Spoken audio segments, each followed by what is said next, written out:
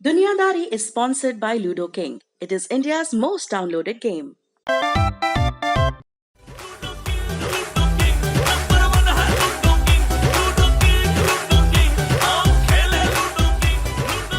हाय दोस्तों, मैं Mika Singh and family and friends का नंबर 1 गेम लूडो किंग अभी डाउनलोड कीजिए।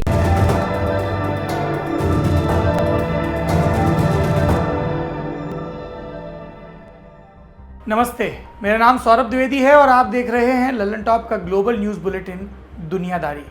आज के एपिसोड में आपको बताएंगे एक ऐसे देश का किस्सा जिसके यहाँ एक बीमारी ऐसी फैली कि 3 लाख से ज़्यादा लोग मर गए।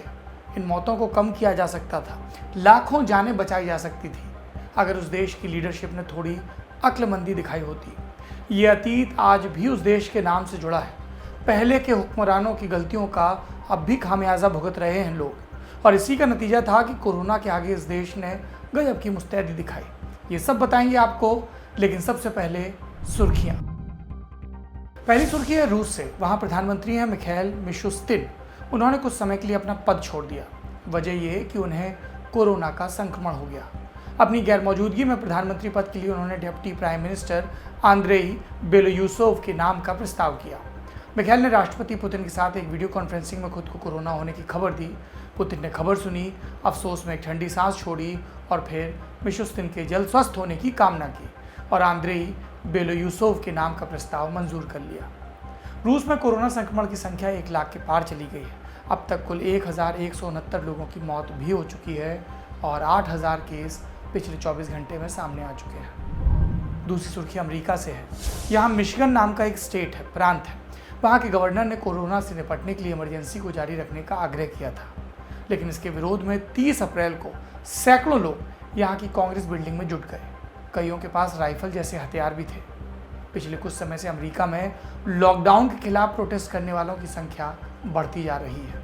इसके साथ साथ संक्रमण भी बढ़ता जा रहा है। कोरोना के केस 11 लाख हो गए हैं अमेरिका में और 63,000 से ज़्यादा लोगों की मौत हो चुकी है। तीसरी सुर्खी है तुर्की से। यहाँ के विदेश मंत्रालय का कहना है कि उत्तरी अफ्रीका और मिडिल ईस्ट में अपनाई जा रही यूएई की नीतियाँ काफ़ी खतरनाक हैं। अब तुर्की को यूएई से क्या दिक्कत है? दरअसल तुर्की की इस टिप्पणी से पहले यूएई का एक बयान आया था।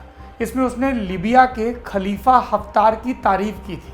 अब ये कौन जनाब है? खलीफा हफ्तार लीबिया में चल रहे गृह युद्ध के एक अहम खिलाड़ी हैं। फिलहाल लीबिया में शांति स्थापित न होने के पीछे इनकी बड़ी भूमिका बताई जाती है। हफ्तार की लड़ाई चल रही है लीबिया की अंतरिम सरकार, क्या नाम है इसका, गवर्नमेंट ऑफ नेशनल एकॉर्ड से, शॉर्ट फॉर्म जीएनए। जीएनए के समर्थन में तुर्की की सैन्य दखलंदाजी का विरोध कर रहा है यूएई, और इसी बात पर अब तुर्की और यूएई एक दूसरे के खिलाफ बयान दे रहे हैं। अब बढ़ते हैं बड़ी खबर की तरफ। अमेरिका में एक मैगजीन निकलती है, लगभग 153 साल पुरानी, द अटलांटिक। इस मैगजीन ने 20 अप्रैल को एक आर्टिकल छापा। जानते हैं इसकी हेडिंग क्या थी? कोरोना के आगे जर्मनी की कामयाबी का सीक्रेट, एंजेला मर्केल खुद एक वैज्ञानिक है। ये सत्य है।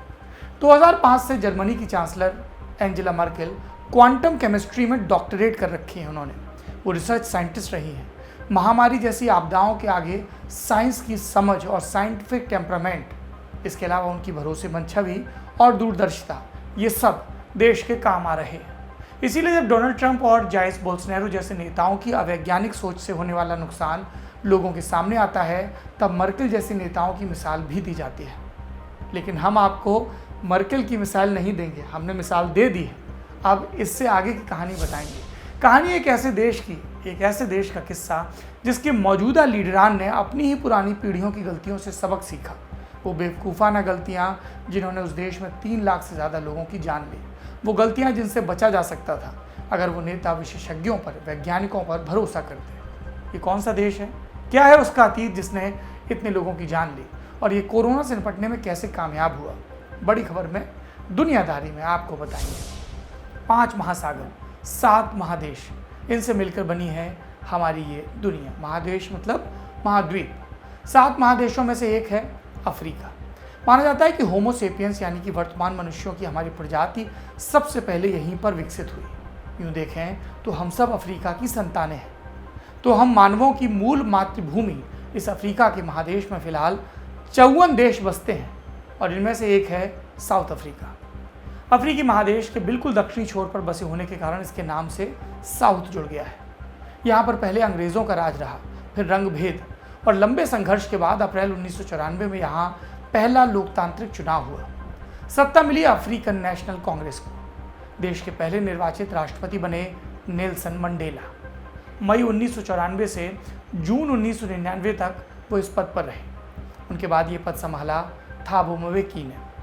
नए बने सिस्टम के आगे इकॉनमी समेत कई चुनौतियां होती हैं, लेकिन साउथ अफ्रीका के सामने सबसे बड़ी परेशानी थी एक बीमारी जिसका नाम था HIV एड्स। इस नाम में HIV का मतलब होता है ह्यूमन इम्यूनो डेफिशिएंसी वायरस। ये वो विषाणु है जो इंसान में मौजूद एक खास तरह की कोशिकाओं पर हमला करता है। CD4 ग्रुप की इन कोशिकाओं का संबंध है शरीर की रोग प्रतिरोधक क्षमता से। ये HIV वायरस इन्हें CD4 सेल्स पर हमला करता है, जिसकी वजह से शरीर की संक्रमण और बीमारियों से लड़ने की स्वाभाविक क्षमता खत्म हो जाती है। इसी HIV इन्फेक्शन का एक खतरनाक नतीजा है एड्स, यानी एक्वायर्ड इम्यूनो डेफिशिएंसी सिंड्रोम। माना जाता है कि शायद इसकी शुरुआत अफ्रीका के एक देश कॉन्गो में हुई और वहाँ से ये बाकी दुनिया में फैला 80 के दशक में। और दुनिया की इस पर नज़र कब गई, जब ये पहुँचते पहुँचते अमेरिका पहुँचा और रिसर्च शुरू हुई। इसके पहले रिपोर्टेड केस का जिक्र अमेरिका में ही मिलता है। कहाँ पर? 5 जून 1981 को अमेरिका के सेंटर फॉर डिजीज़ कंट्रोल द्वारा छापे गए एक आर्टिकल में इसमें 5 युवाओं का जिक्र था जिनके फेफड़ों में एक अजीब सा संक्रमण मिला था। इनके शरीर में कई और तरह के इन्फेक्शन भी मिले। डॉक्टरों का कहना था कि इनके शरीर की रोग प्रतिरोधक क्षमता काम नहीं कर रही। रिपोर्ट पब्लिश होने तक 5 में से 2 लोग मर चुके थे और बाकी 3 के बारे में लिखा गया था कि उनका मरना तय है। लेकिन ये बीमारी क्यों होती है ये मालूम नहीं चल पा रहा था। कब पता चला? 1984 में बताया गया कि इस बीमारी का कारण है HIV वायरस। फिर 1987 में इसके लिए पहली दवा भी आ गई। क्या करती थी ये दवा? देखिए, HIV एक रेट्रोवायरस है। ये अपने जीनोम की कॉपी कोशिकाओं के DNA में छोड़ देता है। इस वजह से उस कोशिका का जीनोम ही बदल जाता है। तो HIV की जो दवा होती है वो एंटी रेट्रोवायरल होती है, माने ये वायरस के दोहराव को रोकती है, उसका बढ़ना रोक देती है। अगर संक्रमण शुरू में ही पकड़ में आ जाए तो इन दवाओं से मौत की आशंका काफ़ी कम की जा सकती है। 90 के दशक में आकर इस संक्रमण ने अफ्रीका में महामारी की शक्ल ले ली। सबसे बुरी स्थिति थी साउथ अफ्रीका की। 1998 तक आते आते यहाँ की करीब 4.25 करोड़ की आबादी में लगभग 10% बल्कि उससे भी ज़्यादा लोग एड्स के शिकार थे। और इस फिकराल स्थिति में यहाँ की लीडरशिप क्या कर रही थी? अजीब बर्ताव कर रही थी। राष्ट्रपति थाबो म्बेकी कह रहे थे कि एक वायरस के कारण एड्स नहीं हो सकता। वो वायरस को नहीं बल्कि गरीबी, कुपोषण और आमतौर पर खराब रहने वाली सेहत को एड्स की वजह बता रहे थे। ऊपर से थाबो ने क्या किया कि कंस्पिरेसी थ्योरी पर यकीन करने वाले कुछ विवादित वैज्ञानिकों को एड्स की रिसर्च सौंप दी। इनमें से एक थे पीटर डूसबर्ग। ये एड्स डिनायलिस्ट ग्रुप के वैज्ञानिक थे। इनको एड्स के होने पर ही शंका थी। एड्स पर काम करने वाले एक्टिविस्ट, मेडिकल शोधकर्ता, डॉक्टर, विदेशी मीडिया सब अपील कर रहे थे थाबो से कि वो HIV और एड्स का लिंक मान लें। ब्रिटेन के गार्जियन अखबार ने अपने फ्रंट पेज पर छापा, just say yes mister president. लेकिन थाबो नहीं मान रहे थे। थाबो की स्वास्थ्य मंत्री थी मांतो चबलाला।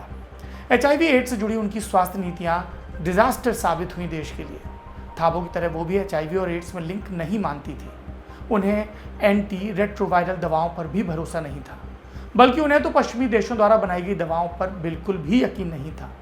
उन्होंने लोगों को दवा की जगह कुछ खास तरह की चीज़ें खाने का सुझाव दिया, मसलन नींबू, लहसुन, चुकंदर, जैतून का तेल। इन चीज़ों का सुझाव देते हुए मांतो चबलाला ने कुछ यूं कहा था, कच्चा लहसुन और नींबू का छिलका, इससे न केवल आपके चेहरे की खूबसूरती बढ़ेगी बल्कि ये आपको एड्स से भी बचाएगा।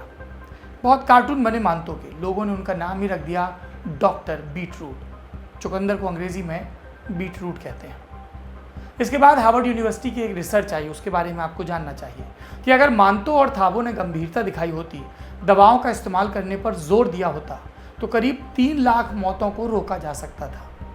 आज दक्षिण अफ्रीका में 60 लाख से ज़्यादा लोग HIV संक्रमित हैं। 3.5 लाख से 5 लाख लोग हर साल संक्रमित होते हैं एड्स से।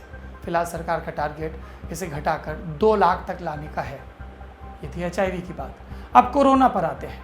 अभी दक्षिण अफ्रीका के राष्ट्रपति हैं सिरिल रामाफोसा। 23 मार्च को उन्होंने लॉकडाउन का ऐलान किया। लॉकडाउन की तारीख क्या तय की गई थी? 26 मार्च से 16 अप्रैल के बीच।